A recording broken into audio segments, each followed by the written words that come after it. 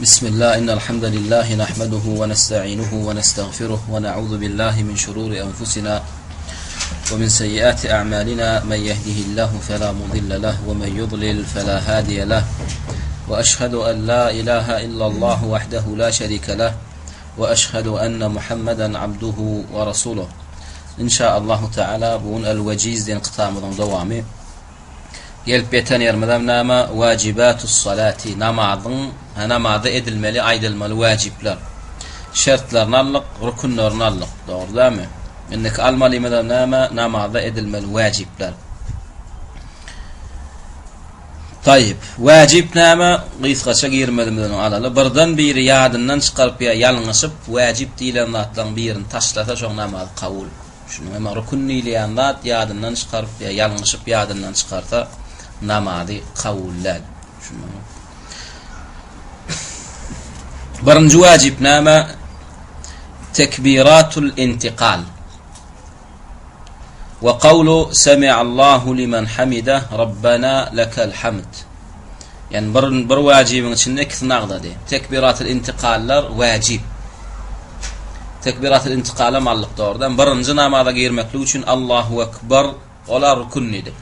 Ondan beyleki nama eglim galimlan arasında iki secden arasında edilen Allahu Ekberlar nama hükmü vacib. Bu deydiğimiz nama bir nama en son tahiyyata oturanna yadına düştü. Ya ondan ön yadına düştü nama bir egiliminne nama Allahu Ekber demekli yadından çıkardı. Ya da yalınışıp Allahu Ekber demen subhanallah dedi. Nametmen şu adam namazın ahirinde nametmen iki secde savi daimeli şunu. Ama namaz okap bolonun son yadına düştü bir yerde Allahu Ekber demen yana subhanallah deyiptir. Ya da yadından çıkarttır namaz bitti kavul.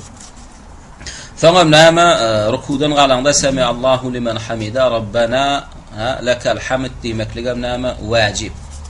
Imam olsun uyyan olsun. Imamam doğru demeli, uyyanam doğru demeli.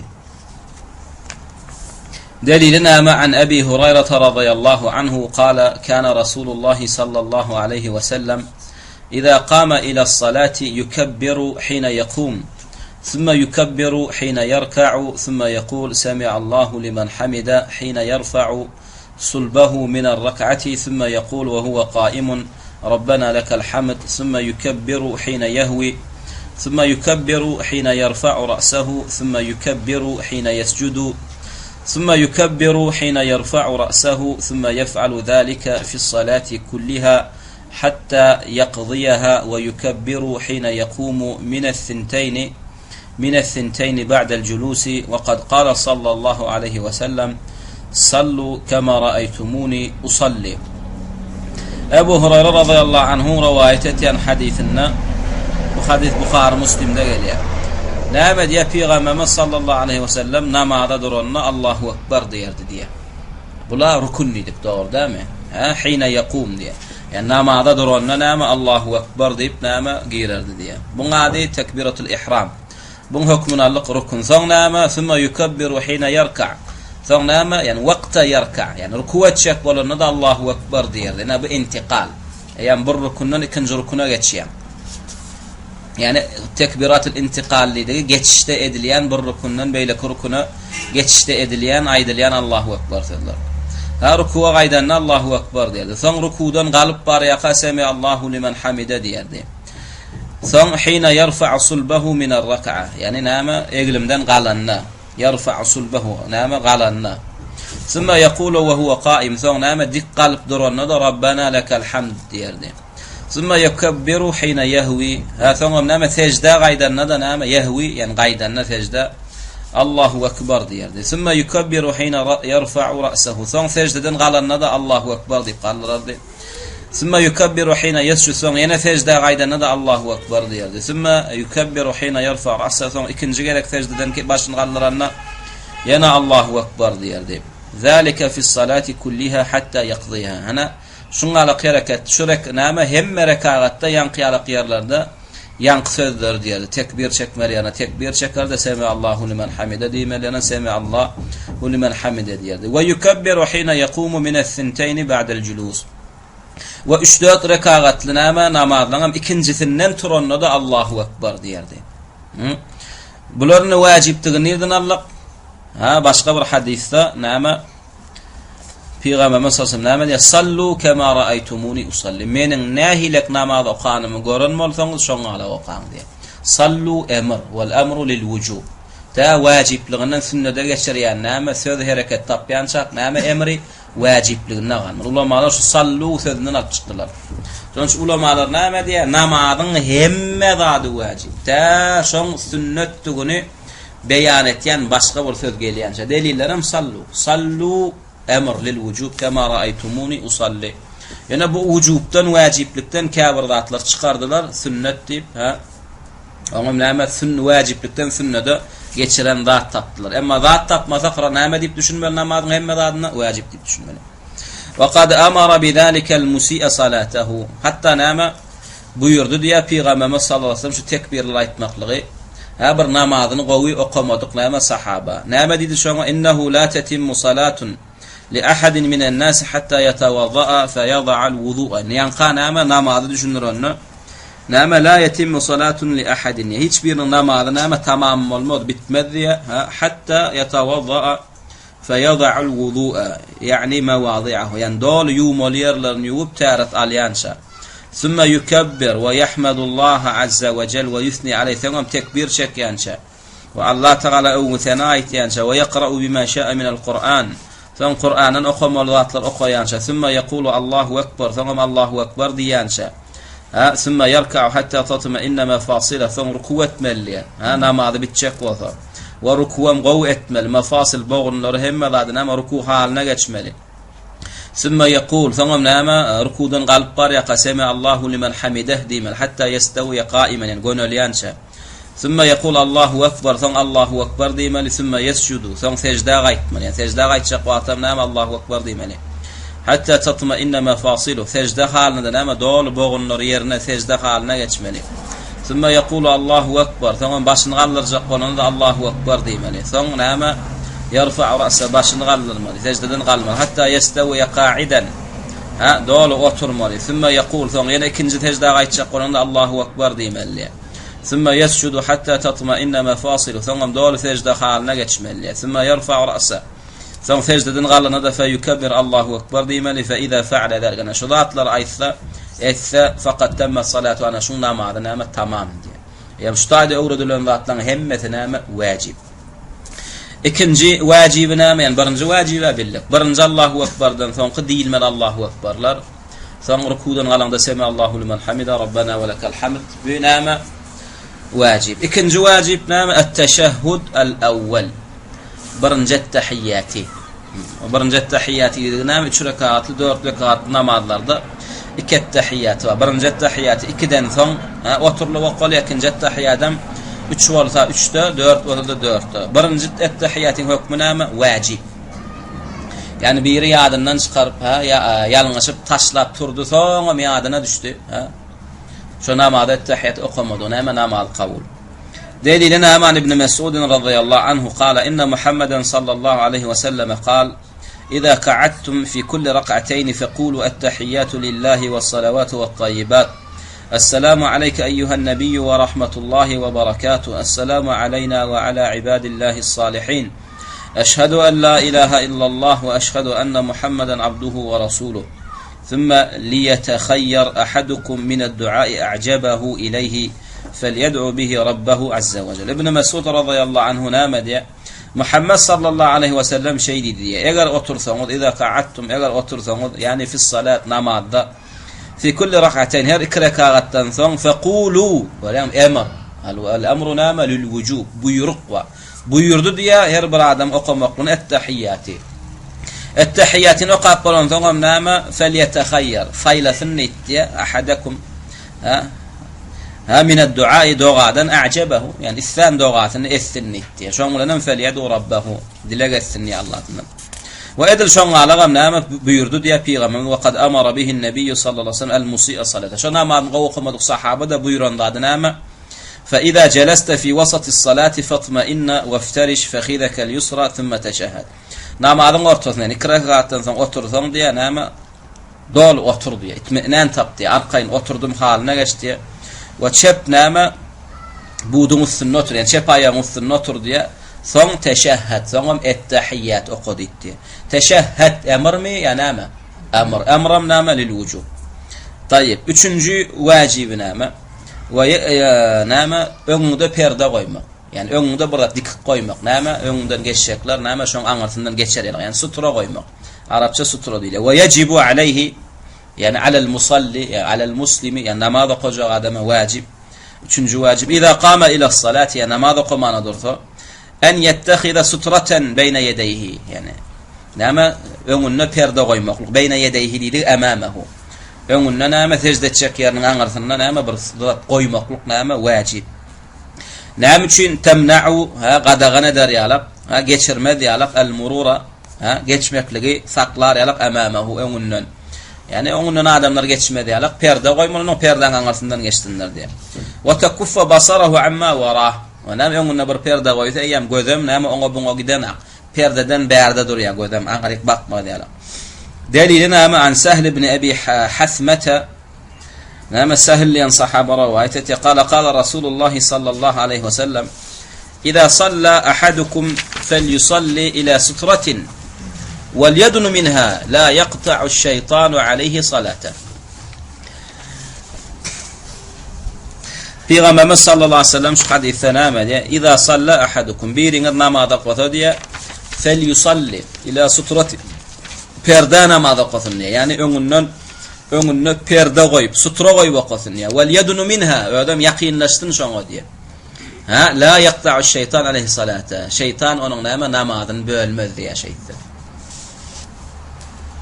Ve an ibn Umar qala ibn Umar radıyallahu anhum rivayet ya qala Rasul sallallahu aleyhi ve sellem la tusalli illa ila sutratin ve la tada ahadan yamurru beyne yedeyk فإن أبى فلتقاتله فإن معه القرين. ابن عمر روايته يعني حديثنا في غمم النامدية لا تصلي إلا إلى سترة يعني سترة نماذا قمدية يوم بيردا قيمة نماذا قمدية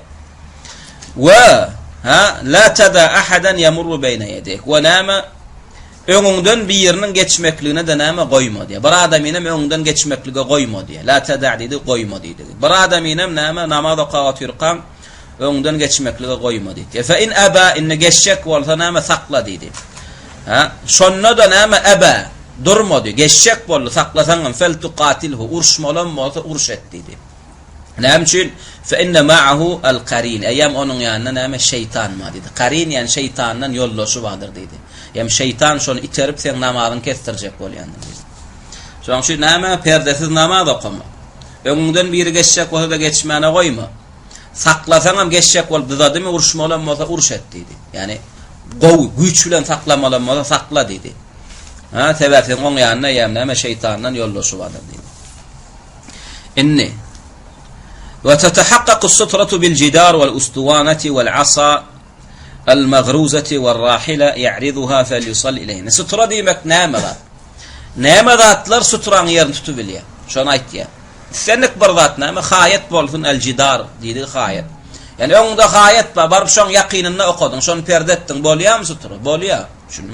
Yani sutra diýilse yani belli bir materialdan, belli bir renkden, belli bir ölçekden bir zat dip düşünme diye. Senlik bir zat senin öňüňde adam geçmekligini saklaýarmy şu sutra. Hayatyň öňünde durup okudy. Ya wal asa al maghruza istuwana wal istuwana diýdi sütun. Mescidden sütunlar var, istuwana diýilýär. Mescidin içinde bir sütun bolsa, sütunun arkasyna geçip oku. Şu sütun sana sutra bolup bilýär. Wal asa al maghruza, asa khasa, maghruza dikiler. Yani khasan bolsa, şu khasan ýere dikip näme öňüňde dikseňem diýene, şoda sana sutra bolup bilýär. War rahila, ya mysal şun atyň we eşegiň we düýäň we öňüňde näme ýatyryp şonu perdesini seňem bolýar. Şunu ya'riduha yani öňüne goýýar, ya'riduha diýdi. Fel yusalli ileyha şonu öňüne goýup näme şonu perdeden okasa da bolýar diýe. Yani in az meşhur näme diýe we aqallu we in az meşhur ma yujzi'u ýerine durýan zat näme sutran mislu muakhkharatir rahilliya. Muakhkharatir rahilli düýelen zatdan üstüne goýulan eýeri vardyr. Gözüňizde getirin, eýer düýäň üstüne goýulan arapdan eýerini. Şu eýeriniň arkasynda şuňal agaç bardyr, ýaplanıp oturýança. Şoňa muakhkharatur rahilli diýilýär. Şunumy? in pessadı şu eğerin arkasında arqaňa näme eğerin ýerine arqaň diýre oturýança agaçyň möçbörüne bolsa da bolýar. Olam näme bir garş bir gez şoňalagrak arasy. Bir ýarym garş bilen iki garşyň araragyna qydat. Şunuňmy? Indi şoň şu näme alýatna şu baklaşka iki garş. Dogry dämi? Indi bir baklaşkadan indi bir garşdan geçýänler kiçi baklaşka bardyr. Şonu goýup sütrede okasaň bolýar. Şunuňmy? Boyu şoňalak bolsa bolýar. Iýini işimide ýok. Gamysyň çöpü var, iýini barmak ýalak. Ýöne bir ýarym garşdan geçýädämi? Şonu dükelsem maňa sutra. Şunuňmy? Yani iýini rol oýnana. Şunu esasy boyu, şunuňmy? Şo bir garş bir gez, şunuň bir ýarym garş, şoňalak zat, boyu şoňalak bolum, iýini näýlek bolsa boluversin. Şunuňmy? Şonu perde edin ta bolýar. Emma näme käbir olanyň ýalňyş ýanady näme? Öňüne haýat baqa ýene barp näme goýýar? Sutra goýýar. Ol näme bolýar? Tanattu bolýar. Öte geçmek bolýar. Öte geçmek bolana. Şunuňmy? Ya amama uýanna da öňüne perde goýýar. Şunuňmy? Ol näme? Bolana. Rasulullah oň alak näme öte geçmeklikden gaýtardy. Helaka näme diýdi? El mutanatti'un diýdi. Mutanatti'unlar helak tapar dedi. Mutanatti' näme? Sözde ve amalla öte geçýänler. Rasulullah näme perde goýdy diýdimi? O perde de şu zatlaryň bolýan eken näme? Nesen näme mescidin haýaty öňünde. Mescidin öňüne barıp okuýarlar.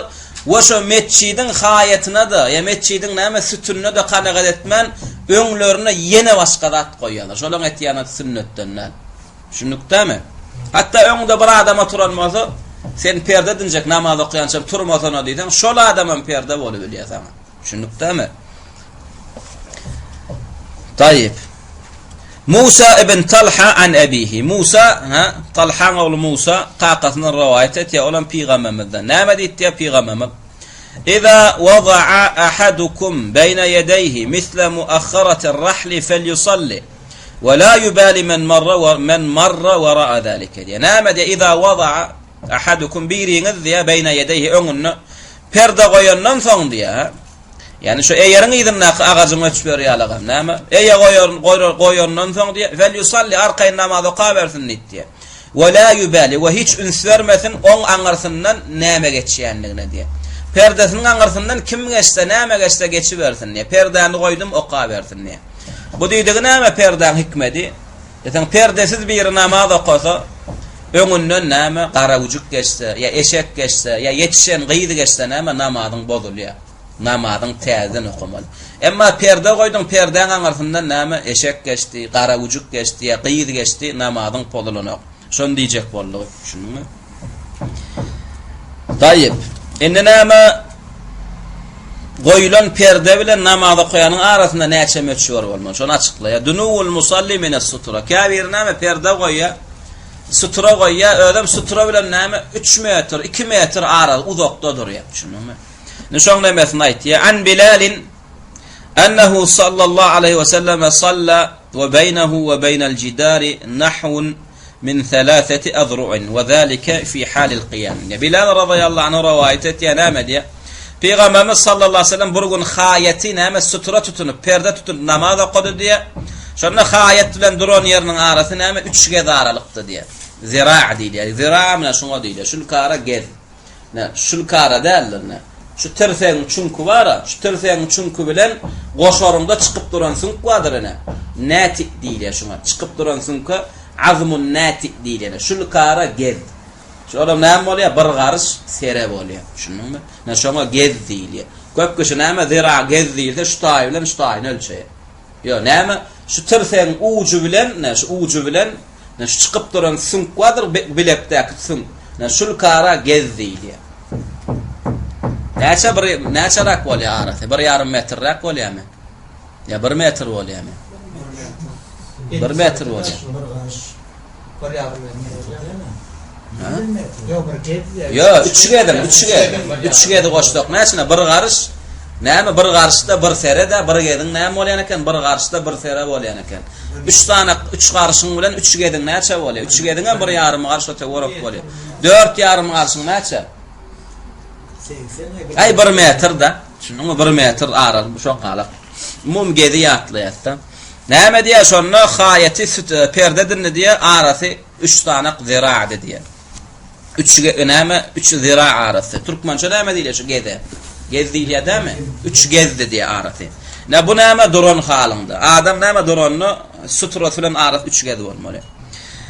Inni secdeden näçe ara bolmaly. Şunuňmy? Käbir näme oglanlar sile demede secde edenne şey dip näme? Kellesi degip durýar, direp durýar perdesini. Yok, araba mı araçya? Aşağı hadis açıklaýar. An Sahl ibn Sa'd قال كان بين مصلى رسول الله صلى الله عليه وسلم وبين الجدار ممر الشاة وذلك في حال السجود diye. كان بين مصلى رسول الله dedi musalla secdet yani yeri. Peygamberin secdet yani yer bilen ya beynel cidar perde koyan hayatynyň arasynda näme bir goýun geçerlik ara bolardy diye.